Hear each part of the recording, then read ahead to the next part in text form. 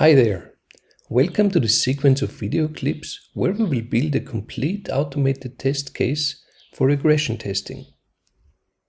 In the previous two videos we saw how to add Catalan Recorder to Firefox and how to record and replay a test case using the recorder.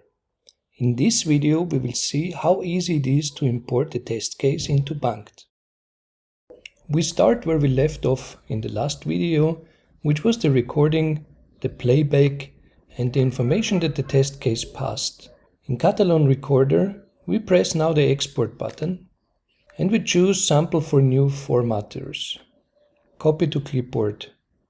The next step is to go to baangt and say import recorder. You can see here baangt asks to export the recording in Catalan Recorder and then click on import from clipboard. We will do that. Together with this import from Catalan Recorder, baangt translates the results already into the internal format.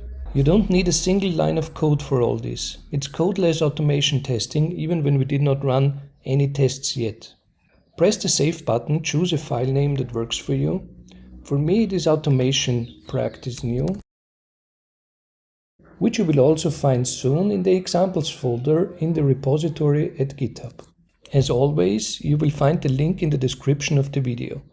With the Save button, the Catalan importer closes and the new test case is already selected in baangt. Now let's go and see what is the actual output of this file that was created. We will go to the Finder and open the new file Automation Practice. We can see that this file is a lot longer than the other ones that we have in our examples folder. The reason is that this is a full test case. We will look into the secrets of this file in the next video. For now it's okay to see that it has 43 steps and that it has a data tab that includes all the information that we used in recording of the test case. We can now start it and see whether baangt is also able to execute the test case. I made the playback of the test sequence again a bit faster. If you want to see details, please change the settings in the YouTube app. Now the test run is finished and we can take a look at the result file. We open the result file in Finder. It is here in the directory unless we chose otherwise. The file name is baangt and automation practice new, the name of our test run, with the date and the time when it was executed.